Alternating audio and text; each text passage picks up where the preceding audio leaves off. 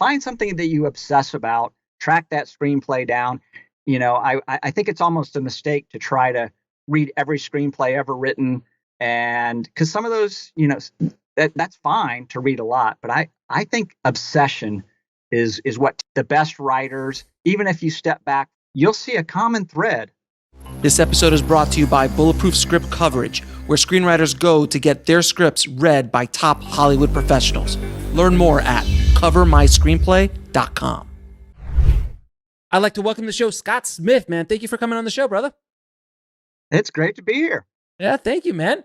So before we get into your awesome titled book, Screenwriting with Brass Knuckles, which we're going to get into why you called it that, by the way. I'm going to ask you the question I always ask. How did you get started in this insane, ridiculous business that we love so much? I grew up in a time when movies were special. It was before internet, before cable, before DVDs, before VHS. And for a lot of younger listeners, that's just hard to compute. But movies were really something that I would say the 70s are when I really started going to movies and that was a great era to be going to movies, and so when you went to movies, it was exciting. It was thrilling. You stood in line, and if you didn't get in line, you waited again to the next showing. And it was just an exciting time. And I think as someone who played a lot of sports, movie making was not on my radar in Orlando, Florida. It wasn't something that someone did. That was something that happened in Hollywood, maybe New York, but it was way off the radar. But there was one connection, and it was Bert Reynolds. Bert Reynolds was a football player who was a movie star. And I think somewhere deep down in me, it was like, could I do that? Could I be a part of that somehow? So I think Bert Reynolds was like step one. And step two was taking a class who I dedicated the book to with Anne Rifo. She was a creative writing teacher that I had in high school. And she said, this class is about being creative. And whatever hesitation I had in school of jumping into harder subjects, creative writing just sounded like fun. Like you can just make up stories. And then this was 1979, 1980. She said, we're going to make a video. And there was like an AV person that came in with a camera. And I think we did a video that was a spin off of A Christmas Carol. And then we did a few other videos. And I was just, as a high school senior, that's what you want. You want some teacher that's just going to open the door for you. So I kind of still had football on the back burner. I was a decent athlete in football and baseball. But I also had this thing about, hey, I think I want to get involved in film. And so eventually I went to a community college where I took every photography class I could. They didn't have any film classes. Worked as a intern with the Sanford Herald, where I'm writing stories, and then I transferred down to the University of Miami, where I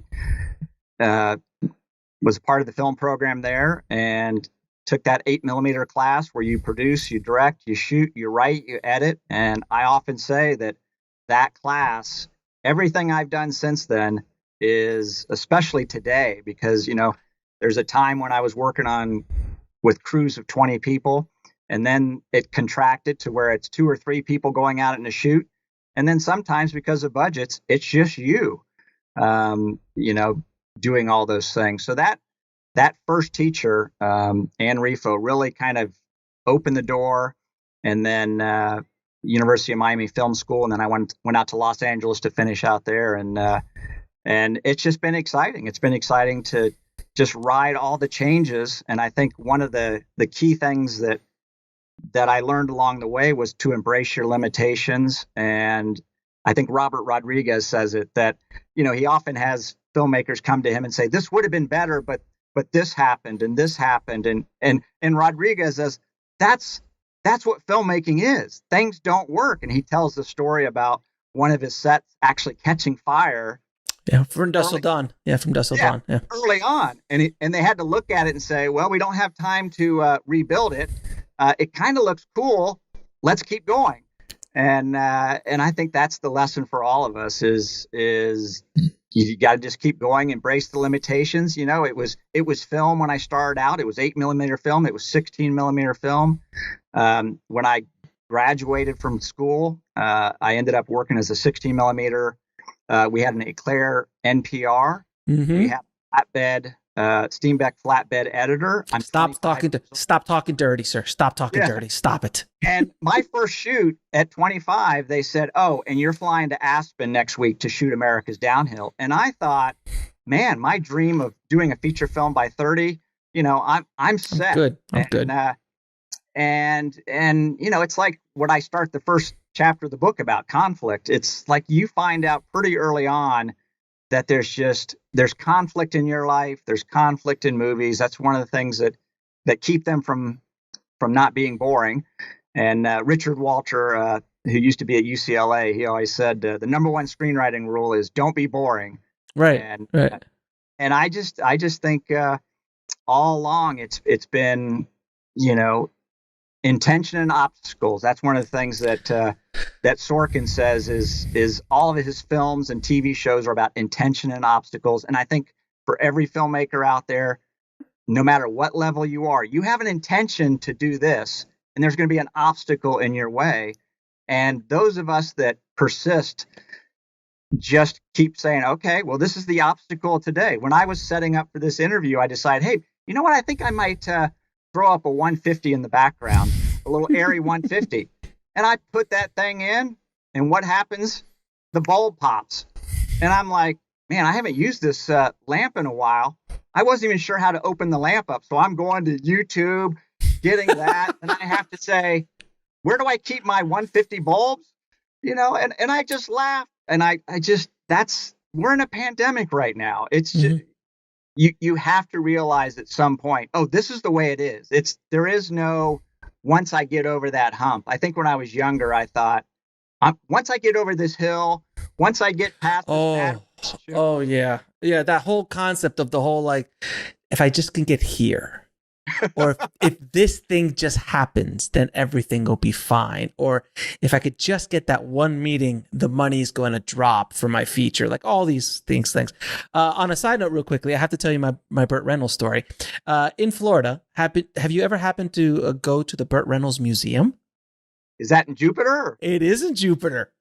Okay. It is in Jupiter. I was invited to speak to a film organization, and they told me, we're meeting at the Bert Reynolds Museum. I'm like, I'm sorry, the what?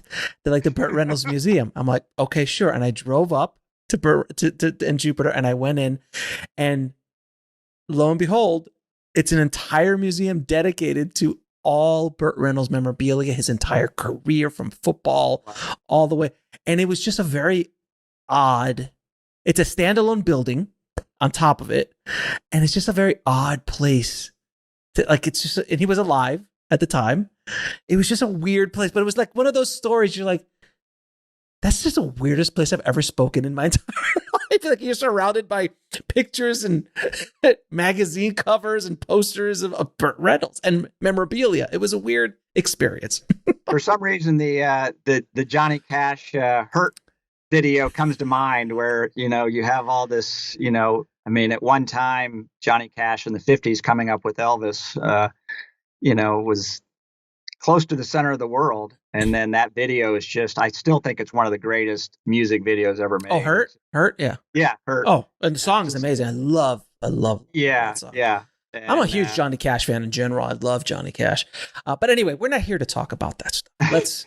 Let's get into what we're here to talk about. So you wrote a book called Screenwriting with Brass Knuckles. Why did you entitle the book Screenwriting with Brass Knuckles? Because I've had a lot of authors on the show that have screenwriting books. That's probably one of the best titles. Good. Good branding, good marketing. It catches the eye. I like it. So why did you call it that? Well, good. At least it has a good title. That's the. I mean, inside is crap. I've read the book, but no, I'm joking. So why did you call it that? What? How did you come up with that awesome title?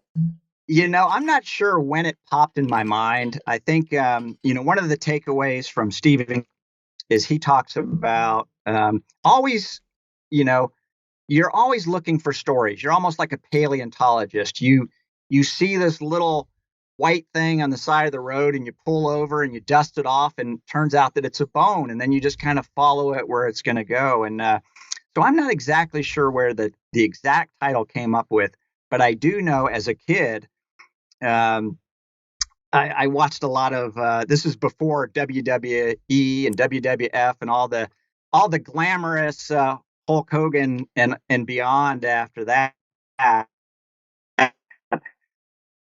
Back in the 70s when I was just a wee little boy, it was just fascinating, just like it is for a kid today. But it was much more limited. The storylines were much more limited. Production value was much more limited. Yeah, they would pretty much have the body slams, the against the ropes type of stuff. Somebody would pull out a chair and hit somebody on the back. And then when somebody was really getting beat down, then Gordon Soley was the great announcer, and he'd say, well, it looks like he's almost done. And then he reaches in. He's like, what's that he has in his hands? Wait a minute. He's got brass knuckles. And all of a sudden, the guy that was getting beaten would start beating the guy that was beating him until he was like some kind of fake blood. But you're a kid, so you don't really know. And it was like, you just knew that brass knuckles had some kind of superpower. And there was something about the way that flows, brass knuckles. And then throughout time, it's from rappers today to, as I point out, Spike Lee at the 2019 Oscars, where he's got his throwback brass knuckles. The University of Miami football team's got their own. They call them brass rings because that's probably a little bit less violent, but they're brass knuckles. Well, that's the thing. Like, it's a violent imagery, but then I love the screenwriting. So I'm gonna because screenwriting in general is so difficult to do. It's one of the most difficult art forms in literature to do because it's so concise and you got every word actually means something, and it's really difficult to do. That I love the concept of the brass knuckles. Like, I'm gonna beat this script to a bloody pulp. You will not beat me, kind of thing. So that's why I love the name so much. Well, it's funny how Blake Snyder's Save the Cat just became part of folklore, and it really didn't say screenwriting, it didn't say whatever. It had that cat hanging. I remember the first time I saw that in the bookstore, and fortunately I got to have a little bit of communication with Blake before he died, and he was just a nice guy, and so I think that clean cover of the cat. And something kind of like, what's that about? Something that was intriguing. So, and I definitely wanted to have screenwriting in. And again, there's only been 200 screenwriting books written this week. So, this week, because we are in a pandemic. So now there's a lot more screenwriting books out there. Yeah, I will say that without the pandemic, this book would not have been finished because I've been at it a long time. And really the goal was to just curate a lot of, those 200 books. I think I read 190 of them. Sure. And every book has one or two great thoughts in it.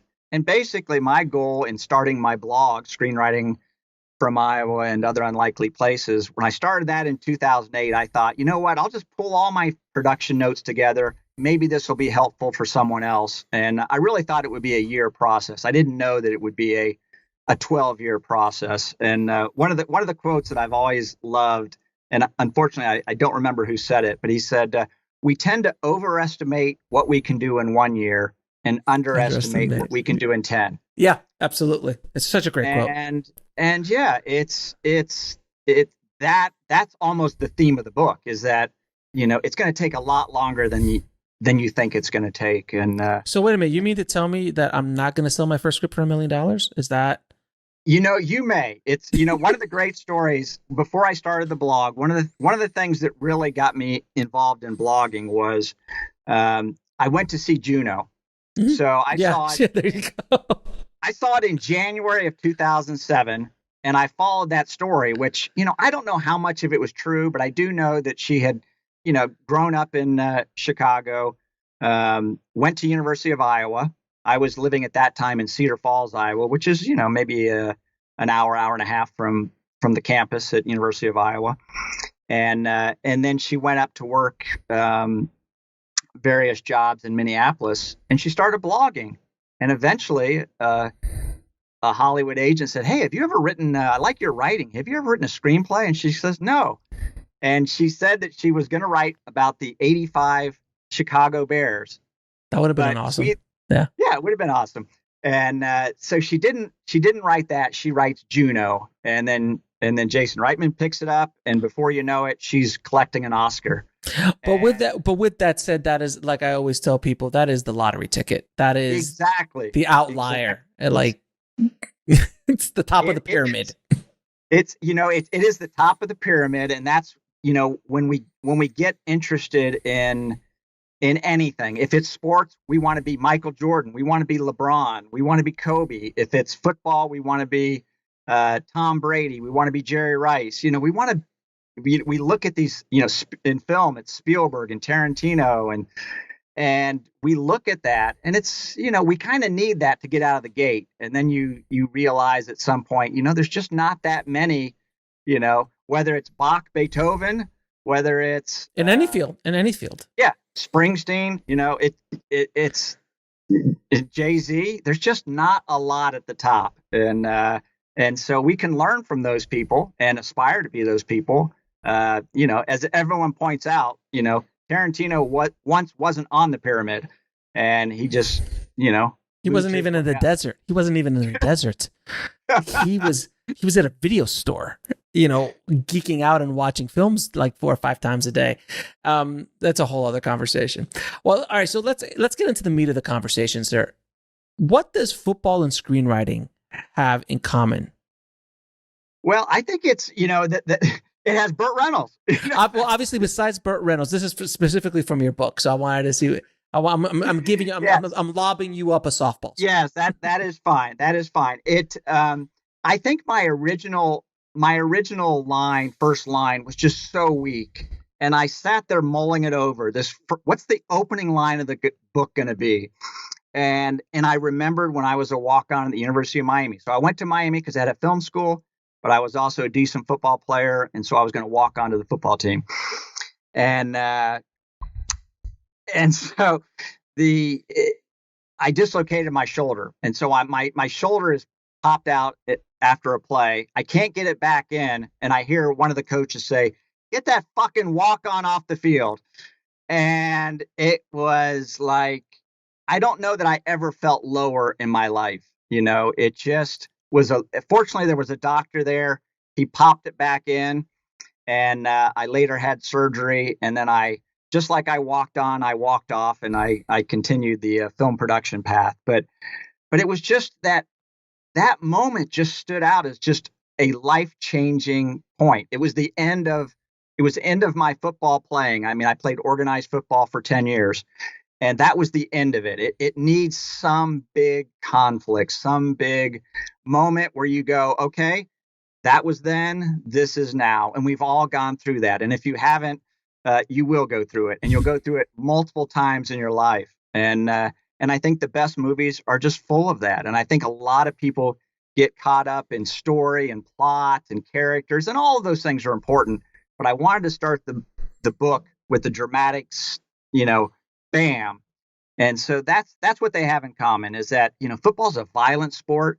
And there's conflict everywhere. And there's conflict everywhere. There's every play. Yeah, every play. And, the stakes are high. And so, yeah, that was just, there aren't a lot of people that come from sports. I listened to Matthew McConaughey talking recently that when he was in film school, he was a frat boy, and he was the only frat guy in the film department. In the film department. And I was like that at Miami, and later when I went to Columbia College in Hollywood, there weren't a lot of jocks around, and I had never seen a Kurosawa film. There was things, I had all of the cockiness, even though I was probably, I dressed out for one JV football game at University of Miami. So I may have had the shortest college football career of any Miami Hurricane ever. If Jim Kelly and Michael Irving and Warren Sapp are at the top, I'm right there at the bottom. And it's just funny how that all works out. So with conflict, how do you add conflict to your story? Because I mean, the signs of a bad movie is that there's not enough conflict among many signs, but that's one of the big ones.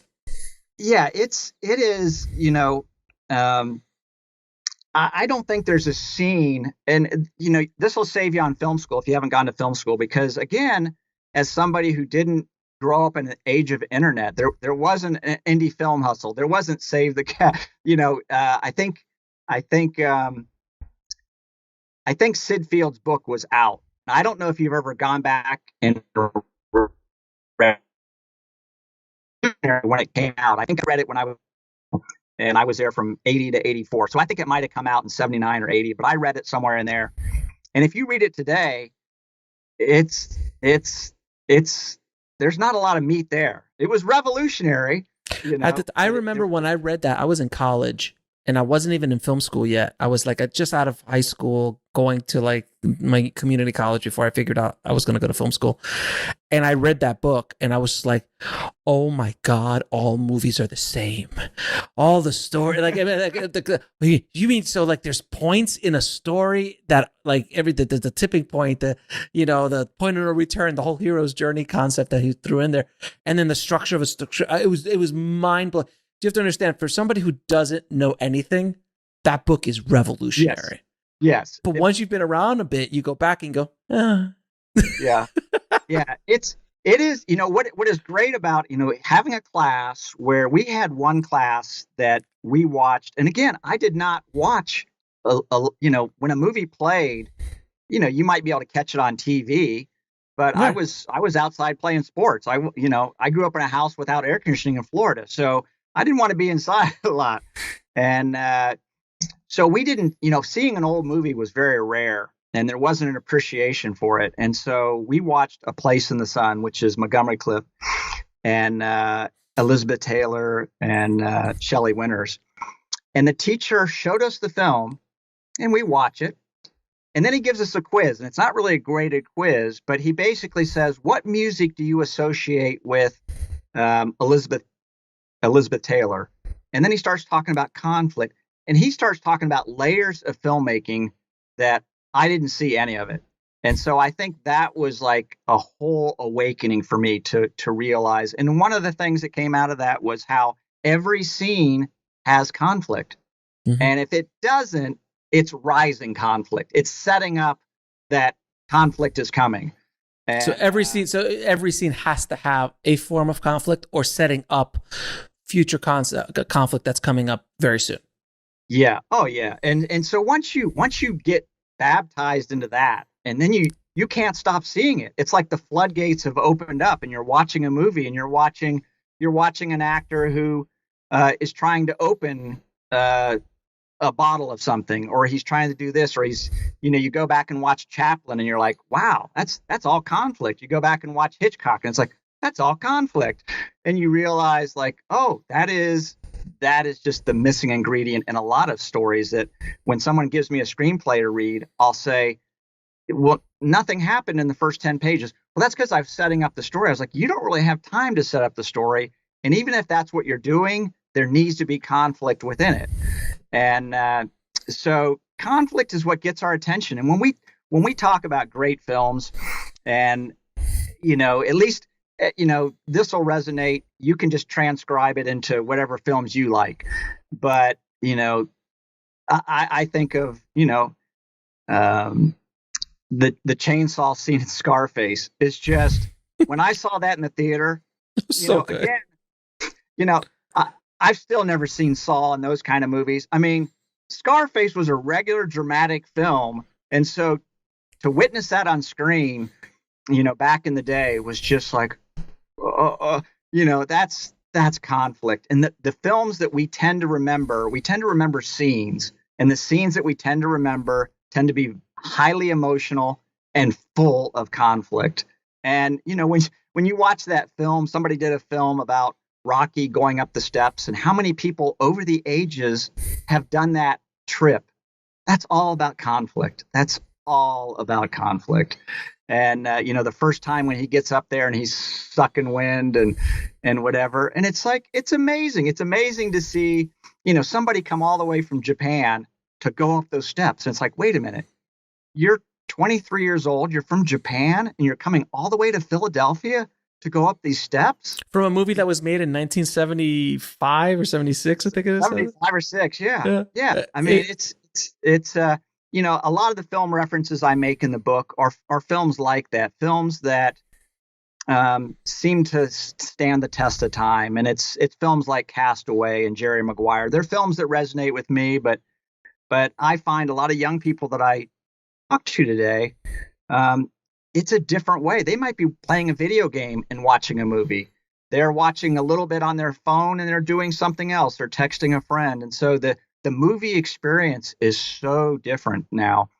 And but I do find that when I'll mention certain films, there's certain, and I don't call them tentpole movies, because I think if you know, if you're starting out screenwriting, you're not writing tentpoles, you know, and especially in a post-pandemic world, you know, look at those indie films, look at those films that are being made with, you know, either the DSLRs or even cell phones like Sean Baker did. You know, but those films, the one thing that they all have in common, the big tentpole movies, the superhero movies, the mainstream movies, the indie films, it's all conflict, and conflict all the way, and many different levels of conflict. You know, so yeah, because I was thinking when you were saying conflict, I was like, okay, because I remember a movie, obviously, a classic, Lethal Weapon. So Lethal Weapon, written by Shane Black, who is a legendary screenwriter. If whoever's listening has not read a Shane Black script, you need to go to bulletproofscreenwriting.tv and download all of his screenplays, because I have them all there for you. Well, a lot of them for you to download and read and educate yourself on his way. But if you look at Lethal Weapon, obviously there's conflict the second Riggs and Murdoch meet. The entire movie is conflict. Same thing for 48 Hours, like the second they meet. That's easy. But the setup of the conflict is so well done, because even within, if you remember, and I've seen the movie dozens of times I haven't seen it in a while, but I've seen that movie so many times during my video store days that I know it fairly well. But setting up Riggs, he has an internal conflict, massive internal conflict. It's the trailer, right? He's in the trailer. Yeah, the scene, I could still see it. You're panning from the sunset. The dog is running on the beach. Then the dog goes in and wakes up Riggs, who walks off without any pants on, takes a piss, then drinks beer in the morning. As breakfast. There's something Christmassy playing on the TV. Oh yeah, it's all Christmas. Yeah. There's Christmas music playing in the background. And there's a gun and there's a bottle. I mean, yeah, and he's been drinking the night. You're getting conflict if you stop it. Yeah, and he's smoking, and there's just like and then even just setting up before you meets Riggs, Murdoch, there's conflict. Then you go over to Murdoch's side, which is basically the complete opposite of, like, he's alone, internal conflict, while Murdoch he's not alone. He's got a full-blown family, and his conflict is just like family conflict and conflict within himself. He's like, oh, I'm gonna retire in 10 days, which sounds so cliche now, but when he did it, it wasn't cliche. And then it was just so brilliantly done. And then when these two immovable objects clash, it is the brilliance of that script and how it's so beautiful. And it's just conflict. Every scene is dripping with conflict. Every scene. Yeah, you kind of get an idea of Riggs from that big one. I think I'm confusing the Christmas scene with Die Hard there at that point. But there's there's music. There's Christmas music playing in. Oh, is there? Because the beginning scene is a woman jumping off the building to Jingle Bell Rock. So it's Shane Black. It's Shane Black. Shane Black shoots everything's at Christmas. Even Iron Man 3 was during Christmas time. Like that's his thing. He has to be you're just adding. Here's a couple things I have in my book where I just talk about. It's conflict. It's like E.T. misses his space ride. Juno discovers she's pregnant. Rocky loses his boxing gym locker. A barracuda kills Nemo's mother and siblings. And then all that great dialogue, just turning the page. Houston, we have a problem. I'm melting from The Wizard of Oz. We are at war from The King's Speech. I have this problem with my apartment from The Apartment. Yeah, I'm going to need you to come in on Saturday from Office Space. It's, I could have been somebody. I could have been a contender. Yeah. I'm not ignoring you, Dan, from Fatal Attraction. Run, Forrest, run. I mean, all those great lines that we all repeat over and over again, they're just packed with conflict. And Mm-hmm. So uh, conflict should be the driving engine, one of the driving engines of a good story. yeah, it's I'm just trying to get somebody's attention with screenwriting with brass knuckles, and so the next logical step is is conflict. I mean, later, everybody's got strengths and weaknesses. When you watch movies, obviously, if you watch Aaron Sorkin, that whole thing where David Mamet movie, which is one of the about. Can you say that? What movie in that you dropped out for a second? You dropped out a second? Can you say that again with David Mamet? Oh, so when David Mamet says, what you should be striving for is to write a silent movie, and that works when you look at something like A Quiet Place. I mean, it's almost a silent movie. But then that doesn't apply to Aaron Sorkin. And so that's one of the fun things I have with the book is I'm showing how different writers work in different ways. Some people start with theme. Some people find the theme somewhere in the middle of it. Some people even say, I don't care about theme, and other people say, well, that's for other people to, put onto my film. So that's I think when you're starting out, and especially when I was in school, I wanted just tell me the ABC steps. And what you realize over years of reading interviews and DVD commentaries and books, and I went to AFI seminars and I went to UCLA Extension. I went to hear any writer talk about the process. And maybe one of the things that sets me apart is I look at that like just ingredients into the blender. And I'm trying to point out like, hey, you know what? So-and-so writes that way, but so-and-so doesn't write that way at all. There's always and I don't mean to interrupt you, but there's always an exception. Like what works for Tarantino does not work for Sorkin. What works for Sorkin does not work for Shane Black and or Diablo Cody or any other. It's very individual. And this is the only business I feel that in the world, I mean, not my only business, but one of the few that there is no recipe. There is and there isn't. That's what I basically boil down the 10 chapters. Like, this is what they have in common. They all have that in common, but the point is that conflict is obviously a part of the recipe, but how you apply that part of the recipe is up to you. It's not like crack an egg and all eggs are the same. You can't crack conflict and all conflict's going to be the same. It's different for E.T. that it is for Forrest, that it is for Rocky. Like, it's completely different. So that's the very frustrating and exhilarating part of being a screenwriter and a storyteller is how you craft the recipe. Because if you're an educated screenwriter, you understand all the elements, all the key ingredients of telling a good story. You've studied, you read books, you watched movies, you inherently know all this. It's how you combine those all together, and that's what makes your voice special. I mean, Tarantino is the ultimate example of taking from everybody else, throwing it into a blender and filtering it through his point of view, which is so unique. There is you can't try, and people have tried to write like Tarantino. You can't write like Sorkin. It's hard to write like Shane Black. It's hard to write like all of these really accomplished masters because they figured it out that they're like, oh, it's my recipe. I don't have to follow everybody else's recipe. I could take from everybody else and I'm just going to filter it through my recipe, which is, I think, the key of good writing, good storytelling, a point of view. Yeah. And it's, there's craft and there's talent and hard work. Mm-hmm. And talent and hard work you can't really teach. That's on you. And if there's when someone says, well, why should I read a book from you, instead of Aaron Sorkin or Tarantino? I said, well, as soon as Tarantino and Aaron Sorkin write a book, you should buy that.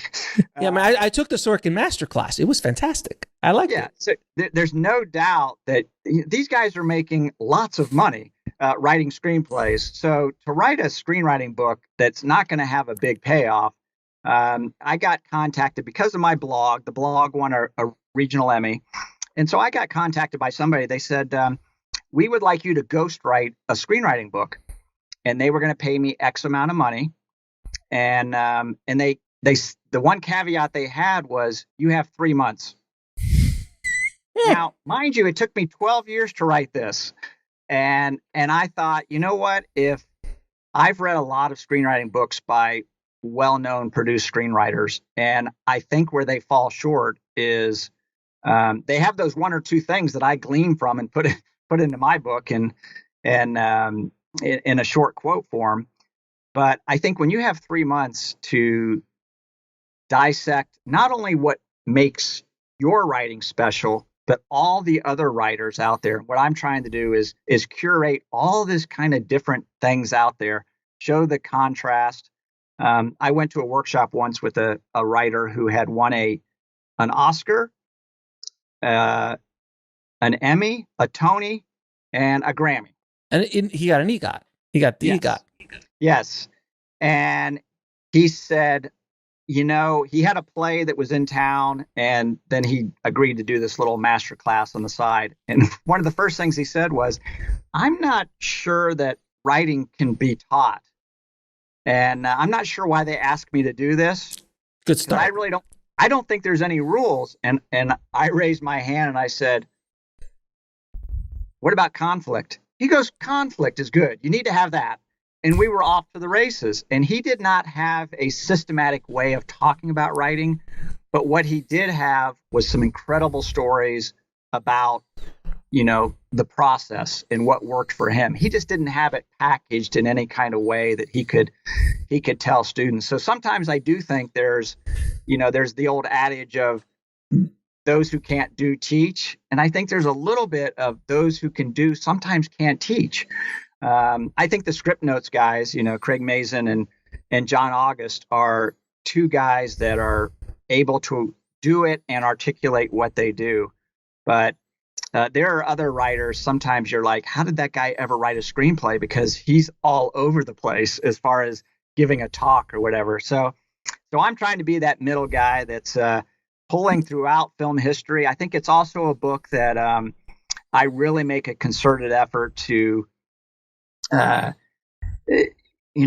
go back and find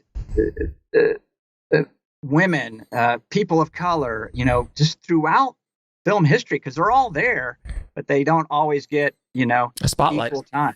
Yeah, and there's a lot to learn. I mean, Frances Marion was somebody that I was not familiar with at all until a couple of years ago.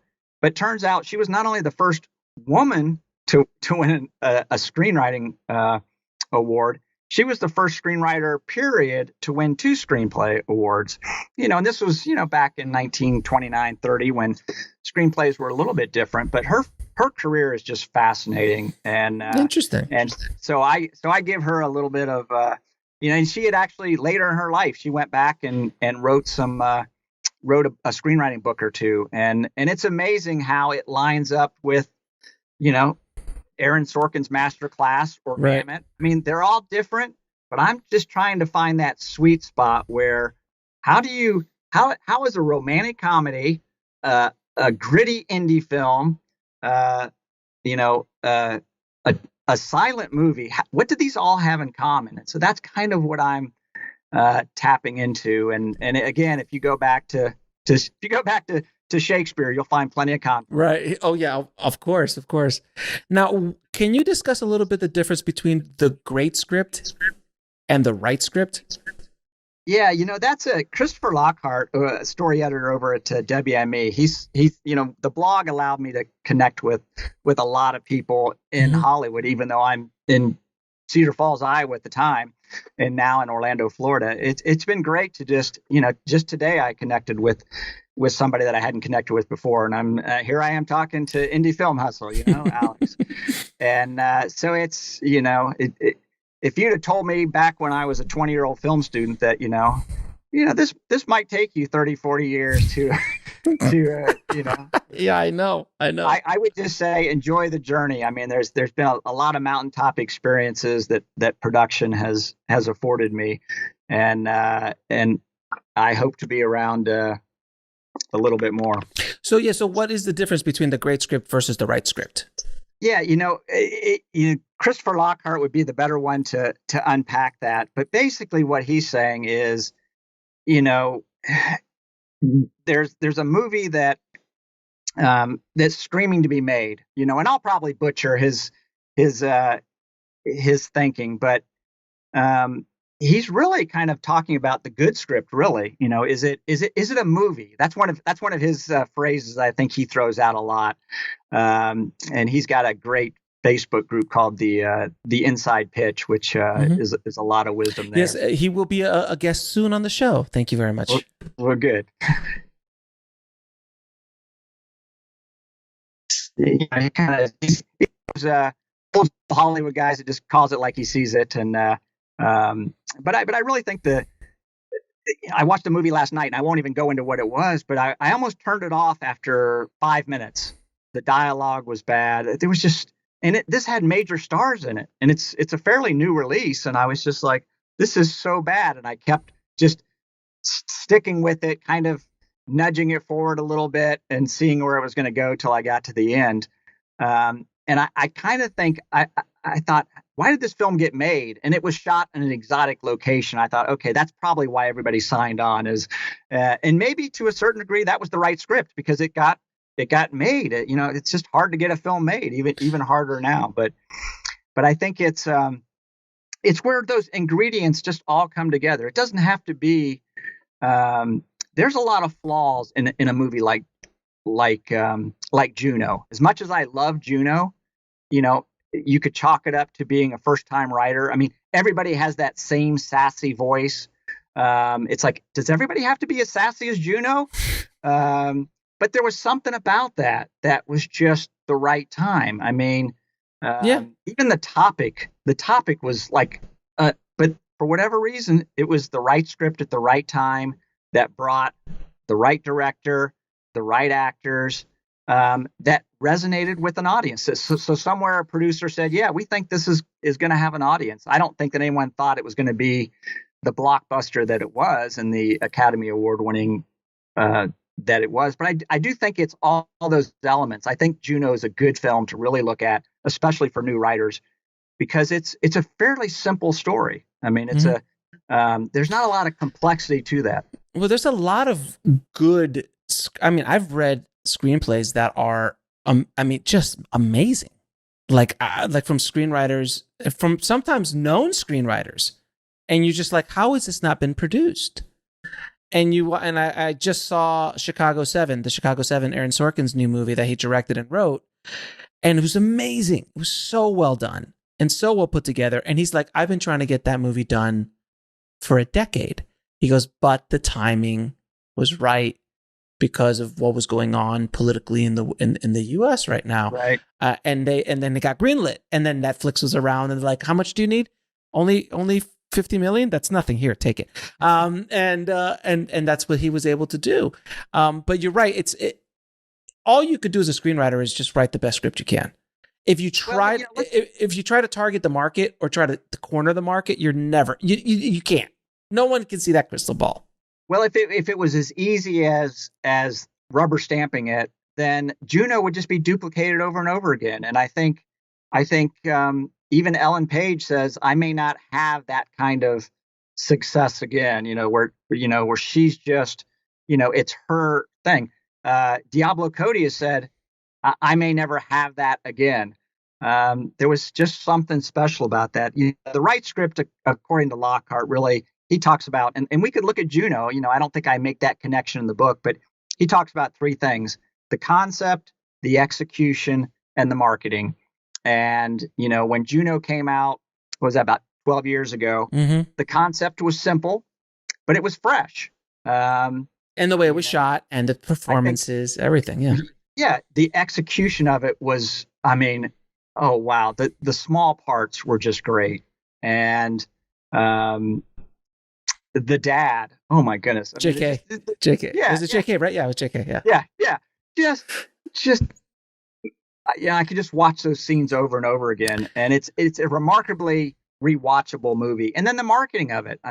I remember when the trailer first came on, it was the quirkiness of the movie, by the music. the characters, the banter, which, obviously she's well known for now, but it was like, this looks different. There was something just about it. So that would be the, concept, execution, and marketing. That would be the, sometimes we, plot. And it's just like, I always look back at Stand By Me as a good example. Mm-hmm. The plot of it is, let's go find a dead body that we heard about. Right. But the plot, nobody really cares about the plot. That's not what's driving us. It's that relationship. It's the emotions. That film is another incredible. It's a masterpiece. No, that's a masterpiece, and it's also Stephen King. But full of conflict with the leeches and the everything, and the train. Oh, the train. Oh, so good, so good. There's a theme. There's a theme building there. There's these films that we're throwing out are full of conflict. They're great concepts. Well, good movies have conflict. Jerry Maguire has conflict, Castaway has conflict. Even good comedies have conflict.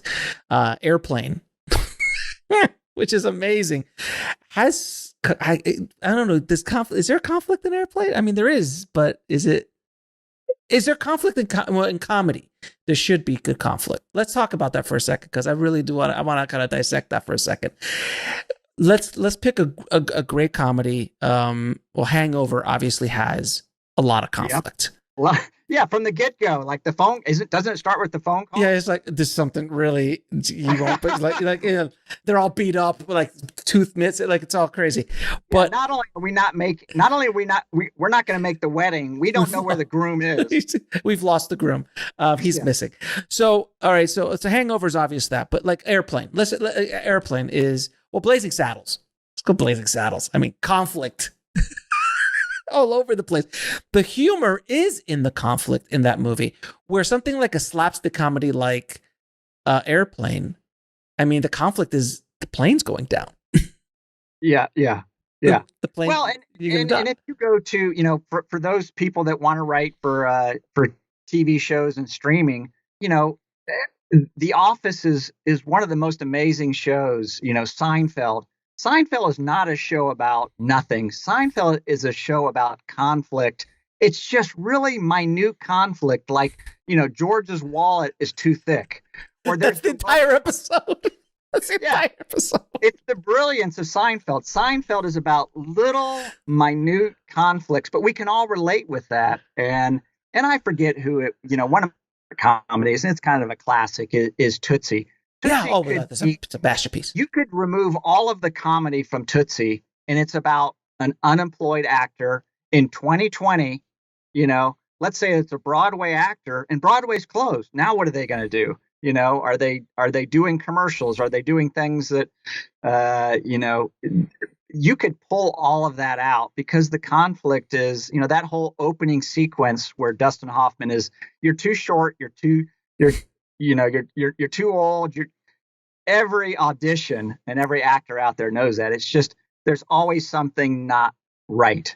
And conflict in comedy. And again, go back to Buster Keaton, go back and watch The General.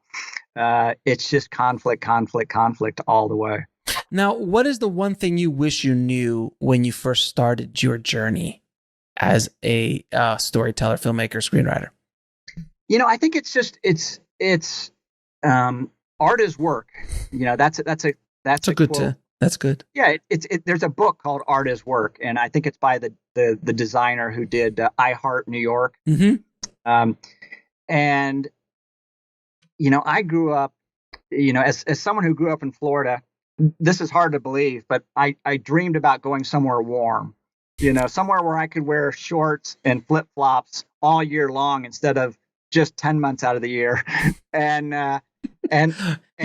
That's first world problems, my friend. That's some first world problems right there. So I discover as a teenager Jimmy Buffett music, just around Come Monday and Margaritaville and that run that he had, and that he's still having to this day, amazingly. But part of his mythology and part of his things was that he's laid back and And I saw an interview where he was on 60 Minutes, and I think it was Ed Bradley was interviewing him, and Buffett was talking about all the things he was doing, which he's continued to do it. Oh yeah, he's one of the most successful entertainers in the history of entertaining. With a net worth, I think around 500 million, something like that. Definitely in the top, in that top little corner of the pyramid there with Oprah and Tyler Perry and Jerry Seinfeld. There's just a few that are up there. But Ed Bradley said, your persona is very laid back, but it seems like you're a workaholic. And Jimmy Buffett's like, yeah, I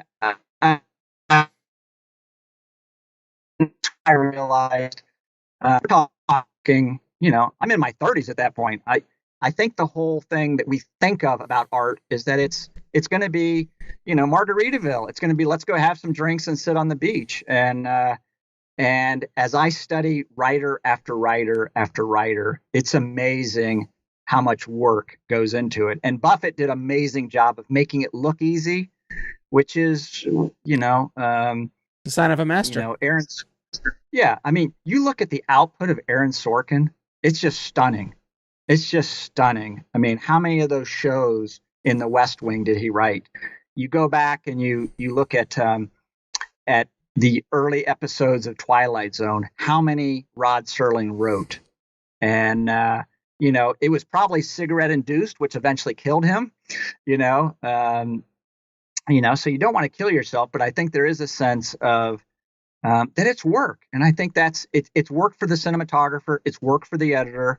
When I made that leap from film editing to all of a sudden video editing, and then all of a sudden this thing called Avid came in. For me, it was 1994. It's like, I got to learn computers now. And then I did 5 years of cutting on an Avid, and then it was jumping over to Final Cut. I did that for 10 years, and then I jumped over to Adobe Premiere, and now I've been flirting with Final Cut X and Blackmagic.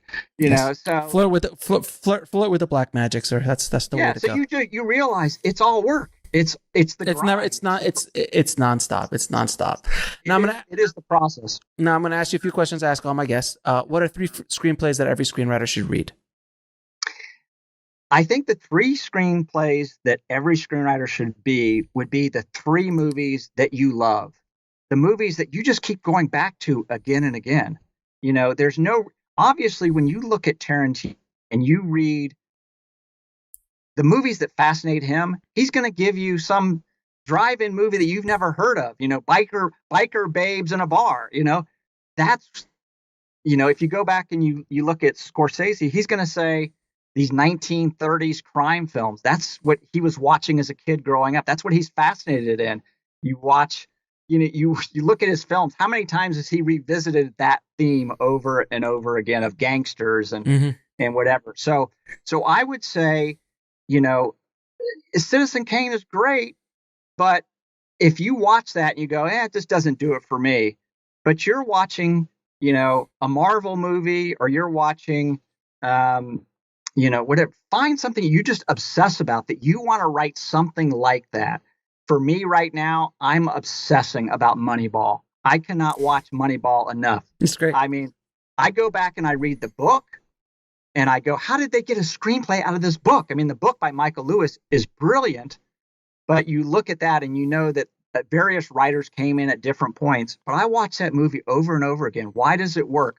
Why does it doesn't have that traditional, running up the steps and but I mean, as has been pointed out by many people, Rocky doesn't have that incredible ending. He basically loses the fight. He gets the girl, he gets his self-esteem, he's got a different kind of victory. I would call that an ironic ending or whatever. So for me, and this is just going to be me, and you find what works for you. I love Moneyball right now. I wish Once Upon a Time in Hollywood would come out in screenplay form. I haven't seen it. I actually saw that movie 9 times in the theater, and I would not call myself a Tarantino fanboy, but I went to that, and I'll tell you, somebody said, why did you see that so many times? I said, well, part of it is I went to LA for the first time in 1981. And so the remnants of 69 Hollywood was still there. Mm-hmm. And I got a job. One of my first jobs was with the broadcast equipment rental company. And so I got to go around to all the studios and deliver equipment. So I got to get onto Paramount and Warner. So I feel like I got to see old Hollywood. Actually, I was doing post work at a house once, and John Huston was being rolled in there. And it was the year that he died. And it was just, I feel like I had that bridge to old Hollywood with that film. And I felt like he tapped into that. And so I would love to see that. A film that I can't watch enough is On the Waterfront. Again, there's a book of newspaper articles about the waterfront at that time. I like that Spike Lee, kind of brings that to a contemporary audience from his perspective. So, films like that, that obviously multiple people touched. Arthur Miller actually wrote a version of On the Waterfront, which I haven't read. That would be amazing to read. But yeah, I mean, there's just when you look at what was going on in the 50s, there's so many layers to it. And I think that's what I love. If there's other screenplays that I would say, Tootsie's a brilliant screenplay, especially for a comedy. It's just, again, so many layers, and there's just so many things that people connect with. I think, if conflict is on one side, I think emotion and catharsis, if you can tap into that, I think the movies that, if you're honest with yourself, the movies that you love and you watch over and over again, there's some emotional heartbeat in there. And so for Moneyball, if you wanted to be a psychologist, you could get into why Moneyball is so fascinating to me. But I think find something that you obsess about, track that screenplay down. I think it's almost a mistake to try to read every screenplay ever written. And because some of those, that's fine to read a lot. But I think obsession is what Tarantino does. I think the best writers, even if you step back from Aaron Sorkin's work, you'll see a common thread. There's similar characters, similar dialogue. Somebody could probably be creative and intercut dialogue set in West Wing and move it to Social Network, which again is another, maybe the best screenplay in the last 20 years. So I'll go with that. Moneyball, A Social Network, and On the Waterfront. And On the Waterfront. And where can people find the book and find your websites and your blog and all the stuff you do? You can find me at scottwsmith.com, and that'll kind of spin you off to other places. My blog, if you just Google Screenwriting from Iowa, because I've written like 3,000 posts on that. That'll, that's the bones of the book are in those 3,000 posts that I wrote there. And then I tried to find a way to curate it and rein in that stream. So Screenwriting from Iowa, screenwriterfromiowa.com. But if you just Google it, it'll come up there. Kind of like being on this podcast about 10 years ago. Tom Cruise, the official Tom Cruise blog, gave me a shout out, and I thought, wow, that's kind of cool. What era are we living in that Tom Cruise, or his people at least, are pointing people to my blog? So that's cool. All along the way, you love to get little bits of encouragement here and there. And then the book you can find on Amazon. It's in paperback version. It's in the digital ebook version, and I'm working on the audio version now. My friend, thank you so much for being on the show. It's been a riveting conversation. I really do appreciate not only this conversation, but the book, and I hope it helps more and more screenwriters beat the hell out of their scripts. Yeah, no, it's been fun. It's my first podcast ever, so I appreciate the opportunity. All right, thanks again, my friend. Be well. Thank you.